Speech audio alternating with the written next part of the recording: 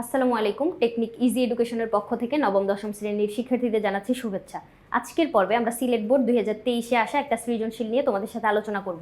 দেখো তো উদ্দীপকে কি দেওয়া আছে, এ আর বি দুইটা রোগ দেওয়া আছে। এই রোগটার ক্ষেত্রে কি হয়, পেট ফাঁপা, পেটের উপরের দিকে ব্যথা, বুক জ্বালা, বমি বমি ভাব, এরকম কিছু সিমটম আমরা দেখতে পাই। তাহলে এই সিমটমগুলো দেখেই তোমাকে বুঝতে পারা লাগবে যে এটা কোন রোগের কথা বলা হয়েছে। তাহলে দেখো পেটের উপরের দিকে ব্যথা, তার মানে এটা বলতে বুঝেছে আমাদের পাকস্থলী, এটা কিন্তু আমাদের মানে বক্ষ গহ্বরের নিচে, উদর গহ্বর ওর উপরেই অবস্থান করতেছে। মানে হচ্ছে পেটের উপরের অংশ বললে আমরা পাকস্থলীতে মানে পাকস্থলীর অংশটা বুঝতে পারি। তাহলে উপরের দিকে যখন ব্যথা অনুভব হচ্ছে আর বুকে জ্বালা, এটা কিন্তু মানে সাধারণত আমাদের অনেকেরই হয়ে থাকে। তাহলে বুকে জ্বালা, বুকের উপরের দিকে ব্যথা, বমি বমি ভাব, এটা কখন হয়? যখন বদহজম অথবা অজীর্ণতা এটাকে আমরা বলতে পারি। তাহলে বদহজম বা অজীর্ণতা, অজীর্ণতা, তাহলে এই রোগটা হচ্ছে অজীর্ণতা, এটা আমরা বুঝতে পারলাম, যেটাকে আমরা মানে এমনিতেই বদহজম বলতে পারি। এরপরে বি রোগটা কি দেওয়া আছে দেখো তো, পেটে অস্বস্তিকর অবস্থা, পেট ব্যথা ও নানা রকম আনুষঙ্গিক অসুবিধা। তাহলে এটা গেল আরেকটা রোগের কথা বলছে। এখন এই যে দুইটা রোগ, এই দুইটা রোগ বুঝতে পারার পরে চলো আমরা ক নাম্বারে যাই। খাদ্য আঁশ কি? আঁশ বলতে আমরা তন্তু বুঝতেছি। তাহলে খাবারের সাথে যে আঁশ জাতীয় জিনিসগুলো আমরা গ্রহণ করতেছি ওইটাই হচ্ছে খাদ্য আঁশ। এখন ধরো তুমি শাকসবজি খাইলা, শাকসবজির ভিতরে কিছু আঁশ জাতীয় পদার্থ থাকে। এই যে শাকসবজি তো পাতা, তাই না? পাতার ভিতরে এরকম আঁশ থাকে না? তারপরে হচ্ছে তুমি ধরো ডাঁটা জাতীয় কিছু খাইলা, সেক্ষেত্রে যে সজনে ডাঁটা আমরা খাই, ওটা চাবাইলে দেখা যায় কি অনেকগুলো আঁশ মানে ওখান থেকে বের হচ্ছে। তারপরে তুমি ধরো ফলমূলের খোসা সহ যদি খেয়ে ফেলো, আপেল যদি ওর খোসা সহ কামড়ায় খেয়ে ফেলো, সেক্ষেত্রে এই যে উপাদানগুলা, আঁশ জাতীয় উপাদান, তারপরে হচ্ছে তোমার খোসা, শাঁস, বীজ, এগুলো যখন তুমি খেয়ে নিচ্ছ, ওইটা কিন্তু আমাদের দেহে গুরুত্বপূর্ণ ভূমিকা পালন করে। এটা কিন্তু কোনো পুষ্টি উপাদান দেয় না, কিন্তু অন্যান্য যেই পরিপাকতন্ত্রের সমস্যাগুলা ওগুলা থেকে আমরা কিন্তু নিস্তার পাইতে পারি। সেক্ষেত্রে দেখো এই যে আঁশগুলা, এই খাদ্য আঁশের আরেকটা নাম আছে যেটাকে আমরা রাফেজ বলতে পারি। রাফেজ জাতীয় খাবার যদি গ্রহণ করো, সেক্ষেত্রে এটা তোমার দেহে কোনো পুষ্টি দিবে না। কি জন্য? কারণ আমরা জানি শাকসবজিতে থাকে হচ্ছে তোমার, বা পাতা জাতীয় খাবারে কি থাকে, সেলুলোজ থাকে। এই সেলুলোজটাকে পরিপাক করার জন্য বা ভাঙার জন্য সেলুলেজ এনজাইম লাগে। যেই সেলুলেজ এনজাইমটা মানুষের দেহে বা প্রাণীর দেহে মানে মানুষের দেহে থাকে না, কিন্তু কাদের দেহে থাকে বলো তো? গরু ছাগলের দেহে। ওরা কতগুলা ঘাস পাতা খেয়েও কিন্তু ওই পুষ্টিটা পায়, সেলুলোজটা কিন্তু ওরা পাচ্ছে, কারণ ওদের দেহে সেলুলেজ এনজাইমটা আছে। তাহলে খাদ্য আঁশ তার মানে রাফেজ জাতীয় খাবার, এটা হচ্ছে আমরা কি বলতে পারি, কোনো শস্য দানার বাহিরের যে আবরণ, সবজি, ফলের খোসা, শাঁস, বীজ, উদ্ভিদের ডাঁটা, মূল, পাতায় থাকা আঁশ, ত্বকের ন্যায় অপাচ্য যে অংশগুলা, এগুলা হচ্ছে আমাদের খাদ্য আঁশ। আমরা খাদ্যের উপাদান কয়টা জানি বলো তো? শর্করা, আমিষ, স্নেহ, এই তিনটা হচ্ছে মেইন উপাদান। আরও আছে কি? ভিটামিন, খনিজ লবণ, পানি। এছাড়াও 7 নম্বরে কিন্তু আরেকটা উপাদান ইনক্লুড করা হয়েছে, ওইটা হচ্ছে আমাদের এই রাফেজটা। রাফেজে কোনো পুষ্টি দিচ্ছে না, তাহলে ওকে খাদ্য উপাদানে কেন ইনক্লুড করলাম? কারণ এটা অন্যান্য যে সমস্যাগুলো ওগুলা থেকে আমাদেরকে রক্ষা করে। ধরো তোমার বৃহদান্ত্রে যদি কোনো ক্যান্সারের আশঙ্কা থাকে, তারপরে পরিপাকতন্ত্রের যে কোনো সমস্যা, ওখান থেকে কিন্তু আমরা নিস্তার পাইতে পারি। কোষ্ঠকাঠিন্যের সমস্যা থেকে কিন্তু এই রাফেজটা আমাদেরকে মানে খুব উপকার দিয়ে থাকে, মানে ওই সমস্যা থেকে নিস্তার পাওয়ার জন্য। তাহলে খাদ্য আঁশটা আমরা বুঝলাম। এরপরে আসো, ফরমালিন দেওয়া মাছ খাওয়া উচিত নয় কেন?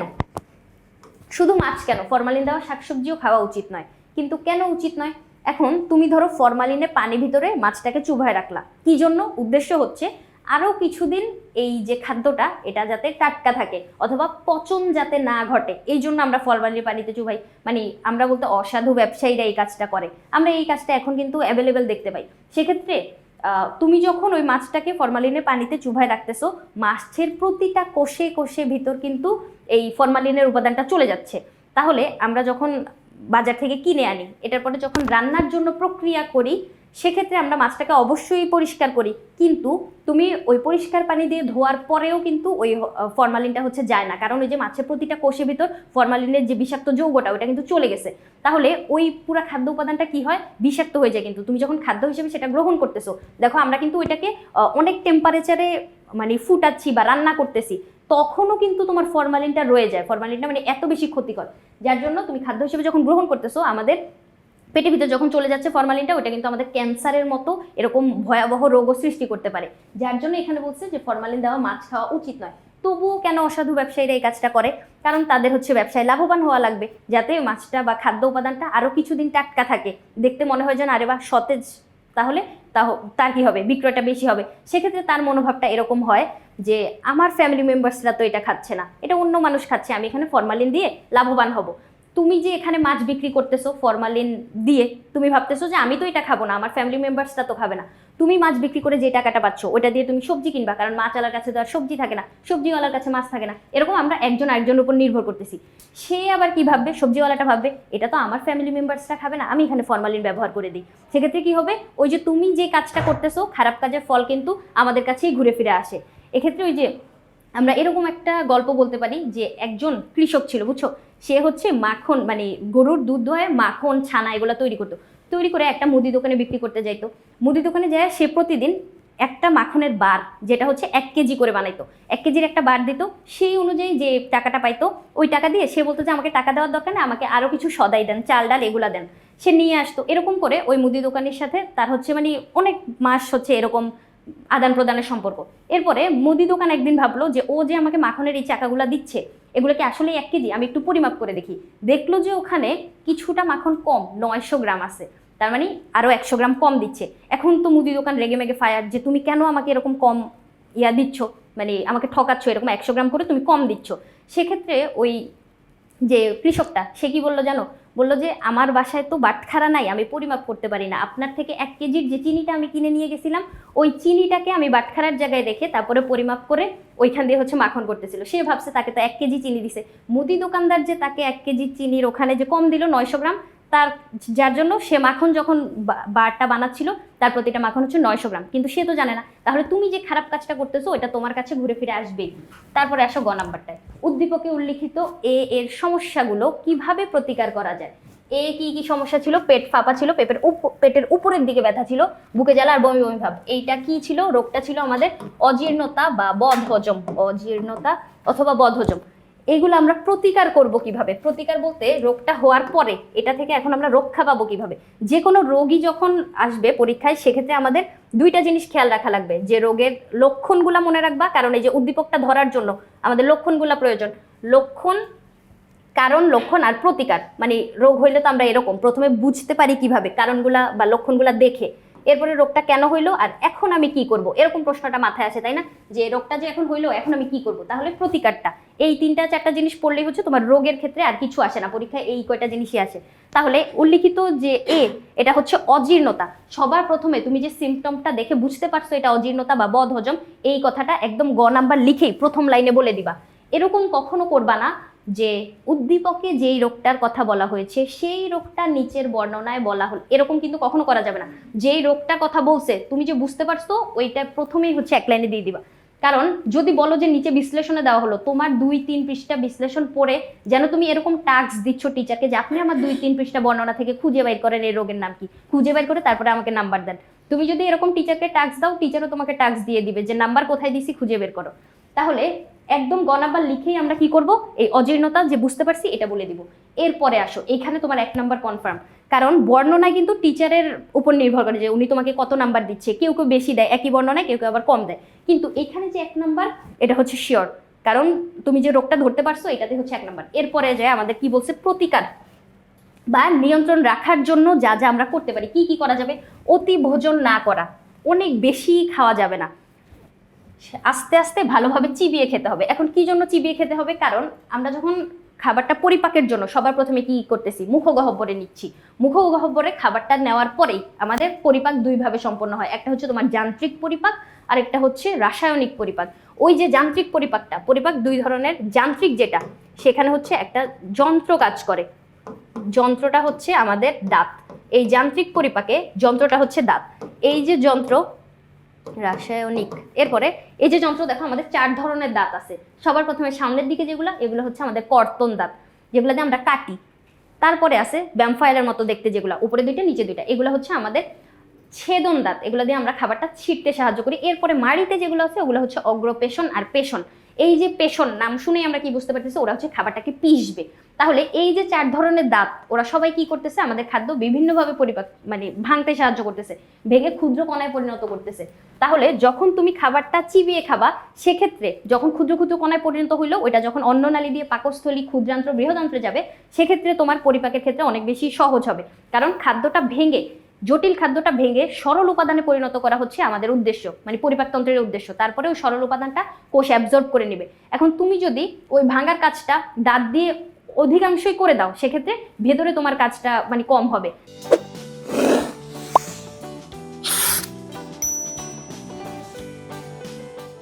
সেক্ষেত্রে তোমার যে এনজাইমগুলা বেশি ক্ষরণ হওয়া লাগবে না, অল্প একটু এনজাইম দিয়ে হচ্ছে খাদ্যটা সহজেই পরিপাক করা যাবে বা সহজ পাচ্য হবে।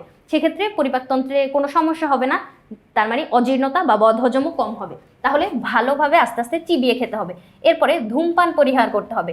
ধূমপান কিন্তু দেখো তোমার এই যে পরিপাকতন্ত্রে যেমন সাহায্য মানে অসুবিধা করতেছে, সেক্ষেত্রে ধূমপানের যে নিকোটিনটা থাকে ওইটা কিন্তু তোমার রক্তের সাথে মিশে যায়। রক্ত পরিষ্কারের কাজ কে করে? বৃক্ক করে। বৃক্কে অসুবিধা হয়। আবার দেখো তোমার রক্ত পাম্প করে কে? হার্টেও সমস্যা হয়, ফুসফুসেও সমস্যা হয়, বিভিন্ন ধরনের শারীরিক সমস্যা কিন্তু আমাদের এই ধূমপানের কারণে তৈরি হয়। তাহলে ধূমপান কখনোই করা যাবে না। তোমাদের এই যে বয়সে মানে এসএসসি লেভেলের এই যে উঠতি বয়সের ছেলেমেয়েরা, এটা কিন্তু তোমার বন্ধুদের প্ররোচনায় পড়ে অনেক বেশি এরকম ধূমপানের দিকে আসক্ত হয়ে যায়। সেক্ষেত্রে বন্ধুরা যদি এরকম চ্যালেঞ্জও ছুড়ে দেয় যে আরে বেটা 2টা টানও দিতে পারিস না, এরকম চ্যালেঞ্জ কখনোই অ্যাকসেপ্ট করার দরকার নাই। ঠিক আছে, আমি 2টা টান দিতে পারি না, হেরে গিয়েও আমি জিতে যেতে চাই, তাহলে ধূমপান অবশ্যই পরিহার করতে হবে। প্রয়োজনে অজীর্ণতার কারণ বের করে ডাক্তারের পরামর্শ অনুযায়ী ঔষধ সেবন করতে হবে। ওই যে মাঝে মাঝে বদহজম হইলে আমরা কিন্তু কিছু মানে ঔষধ সেবন করি, সেক্ষেত্রে আমাদের কি হয়, মানে পরিপাকটা আরেকটু সহজ হয়, খাদ্যটা পেটের ভিতর মানে সহজে ভেঙে যায়। ভেঙে গেলে ওই পরিপাকতন্ত্রের উপরে চাপ কম পড়ে। তারপরে দেখো বদহজম, পেপটিক আলসার প্রভৃতি সমস্যার সাথে অনেক সময় হার্ট অ্যাটাকের লক্ষণের মিল থাকে। সেক্ষেত্রে 40 বছরের বেশি, 40 ঊর্ধ্ব বলতে হচ্ছে 40+ বয়স যাদের, যদি একদিন হঠাৎ করে বদহজমের মতো অসুবিধা শুরু হয় এবং প্রচলিত ওষুধে তার উপশম না হয়, কি হবে? ওই যে বুকে ব্যথা হবে, তারপর হচ্ছে বুকে জ্বালা করবে। এই সমস্যাগুলো যদি তোমার 40 বছরের পরে শুরু হয়, তুমি এরকম মানে পরিপাকতন্ত্রের অসুবিধার জন্য যে ওষুধগুলো খাওয়া প্রয়োজন ওগুলো খাচ্ছ, কিন্তু তোমার ব্যথাটা যাচ্ছে না, সেক্ষেত্রে আমরা কি বুঝবো? এটা কিন্তু হার্ট অ্যাটাকের দিকে যাইতে পারে। তাহলে হার্ট অ্যাটাকের সিমটমের সাথে কিছুটা মিলে যাচ্ছে, তাহলে আমাদের অবশ্যই চিকিৎসকের পরামর্শ নিতে হবে যে এটা কি আমার হার্ট অ্যাটাক নাকি আসলে হচ্ছে বদহজমের কারণে হচ্ছে। তাহলে এটা বুঝতে হবে। আর আরেকটা কথা, আমি মাঝে মাঝে অনেককে বলতে শুনি যে হার্ট স্ট্রোক করছে। হার্ট কখনো স্ট্রোক হয় না, হার্টে হয় অ্যাটাক, ব্রেইনে হয় স্ট্রোক। সায়েন্স স্টুডেন্ট হিসেবে আমরা কিন্তু এই সব ভুল কথা বললে মানে এটা আরও লজ্জাজনক, এই কথাগুলো কিন্তু বলা যাবে না। হার্টে হবে অ্যাটাক, ব্রেইনে হবে স্ট্রোক। তাহলে হার্ট অ্যাটাকের লক্ষণের সাথে এই কিছু লক্ষণ মিলে যাচ্ছে, সেক্ষেত্রে কী করা লাগবে? অবশ্যই রোগীকে তাড়াতাড়ি করে চিকিৎসকের কাছে নিয়ে যেতে হবে। তাহলে দেখো এই কথাবার্তাগুলাই, এই যে নিয়মকানুনগুলা বা এভাবে যদি জীবনযাপন করি, সেক্ষেত্রে আমরা এই যে বদহজম বা এই যে রোগটা উদ্দীপকে বলে দেওয়া আছে, এই রোগটা থেকে কিছুটা নিস্তার পাইতে পারি।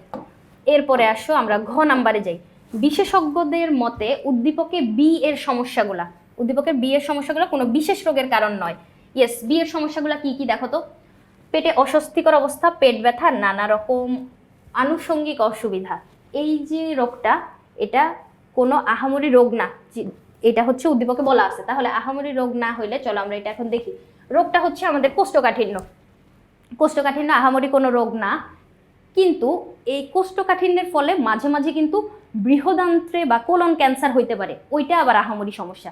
তাহলে একদম মানে প্রাথমিক পর্যায়ে আমরা কি দেখতে পাচ্ছি? কোষ্ঠকাঠিন্য, সেটা হচ্ছে আহামরি সমস্যা না। তুমি যদি খাদ্যাভ্যাস পরিবর্তন করো, জীবনযাপন যদি পরিবর্তন করো, সেক্ষেত্রে আমরা এটা থেকে রক্ষা পাইতে পারি। তাহলে তুমি যে প্রথমে যে উদ্দীপকে যে কথাটা বলা আছে, সেটা হচ্ছে কি? কোষ্ঠকাঠিন্যের ফলে মানে উদ্দীপকে যে রোগটার কথা বলা আছে ওইটা আমরা সবার প্রথমে লিখবো। তাহলে ওই রোগটা হচ্ছে এই যে সিমটমগুলা, যেখানে ফলে আমরা কি পাইলাম? কোষ্ঠকাঠিন্য রোগটা বুঝতে পারলাম। কোষ্ঠকাঠিন্যের ফলে মলত্যাগ কষ্টদায়ক হয়, ফলে এসব সমস্যার সৃষ্টি হয়। এই যে উদ্দীপকের সিমটমগুলা, এগুলো আমরা কখন দেখতে পাই? যখন কোষ্ঠকাঠিন্য হচ্ছে। কোষ্ঠকাঠিন্য কি জিনিস? তোমার মল যখন অনেক বেশি শক্ত হয়ে যাবে, সেক্ষেত্রে মলত্যাগের ক্ষেত্রে কিছুটা কষ্ট অনুভব হবে, ওই সমস্যাটাকে আমরা বলতেছি হচ্ছে কোষ্ঠকাঠিন্য। এবার কোষ্ঠকাঠিন্য কোনো রোগ নয়, এটা এক ধরনের উপসর্গ। যখন কোনো শক্ত মল কিংবা 2 বা ততোধিক তারও বেশি দিন তোমার হচ্ছে মলত্যাগ না হয়, সেক্ষেত্রে ওই কোষ্ঠকাঠিন্যের সমস্যাটা আমরা দেখতে পাই। অবশ্যই খাদ্যাভ্যাস পরিবর্তন করতে হবে, রাফেজ জাতীয় খাদ্য খেতে হবে এবং পানি একটু বেশি করে খেতে হবে। সেক্ষেত্রে আমরা এই রোগ থেকে, রোগ না মানে এই যে সমস্যাটা, এটা থেকে হচ্ছে রক্ষা পেতে পারি। তাহলে দেখো সবার প্রথমে কি, যখন মল ত্যাগের ইচ্ছা জাগবে সেক্ষেত্রে মলটা চেপে ধরে রাখা যাবে না, যখন হচ্ছে পুপ আসবে তখনই করে ফেলা উচিত। তাহলে বেগ চেপে রাখলে এই সমস্যাটা হইতে পারে। এরপরে বৃহদান্ত্রে অপাচ্য খাদ্যাংশ থেকে অতিমাত্রায় পানি শোষিত হইলে, তাহলে এই যে বৃহদান্ত্র, দেখো আমাদের অন্ত্র হচ্ছে দুই ধরনের, একটা ক্ষুদ্রান্ত্র আর একটা বৃহদান্ত্র। ক্ষুদ্রান্ত্র বৃহদান্ত্র এটা যদি আমি তোমাকে একটু চিত্রতে দেখাইতে চাই, দেখো এই জায়গাটা, এখানটা একটু তাকাও, এই জায়গায় দেখো পাকস্থলী যেখানে শেষ হইল, এই যে পাকস্থলী যেখানে শেষ হইলো এখান থেকে খুবই পেঁচানো পেঁচানো কিছু অংশ শুরু হয়েছে না, দেখো পাকস্থলী এখানে শেষ, এখান থেকে এই দেখো পেঁচানো যে অংশটা, এটা হচ্ছে আমাদের ক্ষুদ্রান্ত্র, এটা খুবই পেঁচানো। এরপরে ক্ষুদ্রান্ত্র যেখানে শেষ, এখান থেকে দেখো তো এরকম কোলনের মতো অংশ, ঢেউ ঢেউ অংশটা, এটা হচ্ছে বৃহদান্ত্র। ক্ষুদ্রান্ত্রে খাবার পরিপাক হয়, ওই পরিপাক হওয়ার পরে যে উচ্ছিষ্টাংশগুলো থাকতেছে, যেগুলো তোমার দেহে আর কোনো প্রয়োজন নাই, মল আকারে বের করে দেওয়া লাগবে, ওই জিনিসগুলো এই বৃহদান্ত্রের ভিতর দিয়ে যাচ্ছে। যখন এখান দিয়ে যায় তখন বৃহদান্ত্রে শুধু একটা মাত্র কাজ সম্পন্ন হয়, ওটা হচ্ছে পানি শুষে নেওয়া।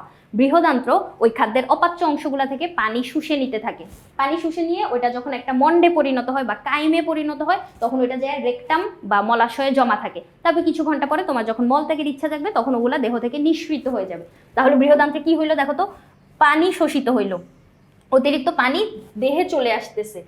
এখন এই জায়গাটায় দেখো এই কথাটাই বলা হয়েছে যে বৃহদান্ত্রে অপাচ্য, অপাচ্য মানে এগুলা আর পরিপাক হবে না, অপাচ্য খাদ্যাংশ থেকে অতিমাত্রায় যদি পানি শোষিত হয়, এখন ওই যে ওর কাজ পানি শোষণ করা, ও যদি অতিরিক্ত পানি নিয়ে নেয় সেক্ষেত্রে কি হবে, ওই যে খাদ্যের যে মণ্ডটা ওটা কিন্তু শক্ত হয়ে যাবে। এখন শক্ত উপাদানগুলো যখন বৃহদান্ত্রে দিয়ে যাইতে থাকবে, সামনের দিকে আগাইতে থাকবে, রেকটাম পর্যন্ত ওর যাওয়া লাগবে, সেক্ষেত্রে সামনে আগানোর সময় কি হবে, ওরা হচ্ছে প্রাচীরে আঘাত করতে থাকবে। শক্ত উপাদান যদি ওই মানে নরম যে প্রাচীরটা ওখানে যদি আঘাত করতে থাকে সেক্ষেত্রে ক্ষত তৈরি হবে, ক্ষত তৈরি হইলে কিন্তু পরে যায় অনেক সমস্যা হবে, ওইখানে তোমার ক্যান্সার তৈরি হয়ে যেতে পারে, কোলন ক্যান্সার হয় যে, সেক্ষেত্রে কিন্তু আমরা মানে এই সমস্যাটা দেখতে পাবো। কখন, যখন বৃহদান্ত্র অতিমাত্রায় পানি শুষে নেবে, আর ওই মলের পরিমাণও তখন কি হয়ে গেল, পরিমাণ না সরি, মলের যে মানে এলিমেন্টটা আমরা কি বলবো, শক্ত হয়ে গেল, সেক্ষেত্রে কোষ্ঠকাঠিন্য হইতে পারে। এরপরে দেখো 3 নম্বরে কি বলছে, পৌষ্টিক নালীর মধ্য দিয়ে খাদ্যের অপাচ্য অংশ ধীরে ধীরে গমনে মল থেকে বেশি পানি শোষিত হয়। যত আস্তে আস্তে সামনের দিকে আগাইতে থাকবে বৃহদান্ত্র তার কাজ করতে থাকবে, অথবা ক্ষুদ্রান্ত্রের ক্ষেত্রে আমরা দেখি যে পরিশোষণ ঘটে, ওরা তাদের কাজ করতে থাকবে। মানে ওই যে আবরণটা, আবরণের কাজ কি, খাদ্য থেকে পানি শুষে নেওয়া, পুষ্টি উপাদান শুষে নেওয়া, ওরা ওদের কাজ করতে থাকবে। এখন খাদ্য যদি মানে খাদ্যের উপাদানটা যদি আস্তে আস্তে সামনের দিকে আগায় সেক্ষেত্রে ওরা ওদের কাজটা অধিক সময় ধরে করতে পারবে। তাহলে বেশি পানি যদি শুষে নেয় সেক্ষেত্রে কি হবে, ওই যে শক্ত উপাদানে পরিণত হয়ে যাবে। এখন কি করা লাগবে, এটা হচ্ছে তোমার মানে আমরা জানি যে অন্ননালী পেরিস্টালসিস পদ্ধতিতে খাদ্যগুলোকে সামনের দিকে হচ্ছে আগায় দেয়। পেরিস্টালসিস কি, একবার সংকোচন একবার প্রসারণ, একবার সংকোচন একবার প্রসারণ, এরকম করলে খাদ্য যে উপাদানগুলা বা যা সামনের দিকে নেওয়া প্রয়োজন ওগুলা আস্তে আস্তে সামনের দিকে আগাইতে থাকে। কিন্তু ওই আগানোটা যদি অনেক ধীর হয় সেক্ষেত্রে কিন্তু আমরা কোষ্ঠকাঠিন্য হইতে দেখি। এরপরে 4 নাম্বার দেখো কি বলছে, পরিশ্রম না করলে যদি আন্তরিক গোলযোগ থাকে, কোলনের মাংসপেশি স্বাভাবিকের তুলনায় যদি ধীরে ধীরে সংকুচিত হয়। কোলন কি জিনিস, কোলন হচ্ছে একটু আগে যে বৃহদান্ত্রের চিত্রটায় আমি ঢেউ খেলানো যে অংশটা দেখাইলাম, দেখো এইগুলা, এই জায়গাটা হচ্ছে কোলন। তাহলে কোলনের মাংসপেশি যদি ধীরে ধীরে সংকুচিত প্রসারিত হয় সেক্ষেত্রে কি হবে, স্বাভাবিকের তুলনায় যদি ধীরে ধীরে সংকুচিত হয় তাহলে যে খাবার থেকে বেশি পানি শোষিত হবে। তারপরে পরিশ্রম যদি না করো, প্রতিদিন কিছু পরিমাণ কায়িক পরিশ্রম বা ব্যায়াম করা উচিত, এটা কিন্তু আমাদের বিভিন্ন ধরনের রোগ থেকে আমাদের বডিকে সুস্থ রাখে।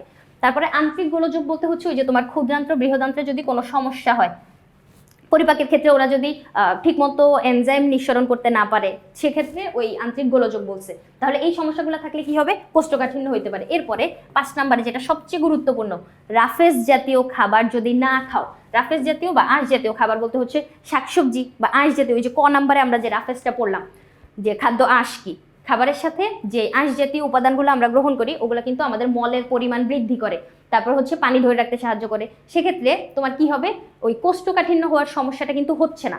তাহলে আঁশ জাতীয় খাবার খাইতে হবে। মা যখন শাকসবজি পাতে দেয় তখন রাগ হয়ে যাওয়া যাবে না যে আমি শাকসবজি খাইতে চাই না, এরকম করা যাবে না। তোমার ওখান থেকে কোনো পুষ্টি উপাদান না আসলেও এটা আমাদের বডির জন্য দরকারি। তাহলে দেখো কোষ্ঠকাঠিন্য সমস্যা থেকে আমাদেরকে রক্ষা করতেছে কে, আঁশ জাতীয় খাবার। এবং পানি বেশি করে খাইতে হবে। আর দেখো পরে দিয়ে এই যে কি বলছে, কোষ্ঠকাঠিন্য হওয়ার জন্য আমরা এই কারণগুলো জানি। এছাড়াও যদি দীর্ঘমেয়াদী কোষ্ঠকাঠিন্য থেকে হার্নিয়া সহ বিভিন্ন জটিলতার সৃষ্টি হইতে পারে। তাহলে এই কোষ্ঠকাঠিন্য যদি অধিক সময় থাকে, মানে তুমি যদি এরকম অনিয়ন্ত্রিত জীবনযাপন করতে থাকো, সেক্ষেত্রে তোমার এই সমস্যাটা কি করবে, আরও মানে ক্ষতিকর সমস্যায় পরিণত হইতে পারে। তাহলে নর্মালি আমরা এটাকে কোনো রোগ বলবো না, কিন্তু এইটা যদি দীর্ঘদিন থাকে সেক্ষেত্রে তোমার ভয়াবহ রোগ কিন্তু হইতে পারে। তাহলে কি হইলো দেখো, দীর্ঘদিন থাকলে হচ্ছে তোমার হার্নিয়া সহ ওই যে টিউমার সৃষ্টি হইতে পারে, কিন্তু পরিপাক নালীর যে টিউমার সহ বিভিন্ন অসুখের লক্ষণ হিসেবে আমরা এই কোষ্ঠকাঠিন্যটা দেখতে পাই। তাহলে কি করতে হবে, অবশ্যই এই নিয়মগুলা, মানে তুমি তো কারণটা জেনে গেছো, এই কারণগুলা জেনে আমাদের হচ্ছে প্রতিকার বা এগুলো করা যাবে না, সেক্ষেত্রে আমরা একটা সুন্দর জীবনযাপন করতে পারবো। তাহলে এই যে বায়োলজির কথাবার্তাগুলো, এগুলো কিন্তু আমরা আমাদের জীবনের সাথে অনেক বেশি কম্পেয়ার করতে পারি। এগুলো হচ্ছে নর্মাল কথাবার্তা, চলতে ফিরতে আমরা সবসময় এগুলো শুনি। তাহলে এই কথাবার্তাগুলোই সুন্দর করে পরীক্ষার খাতায় রিপ্রেজেন্ট করতে পারলে আই হোপ একটা স্ট্যান্ডার্ড মার্কস সিকিউর করা যাবে। আশা করি তোমাদেরকে বুঝাইতে পারছি। পরবর্তী পর্ব দেখার আমন্ত্রণ রইল। ধন্যবাদ সবাইকে।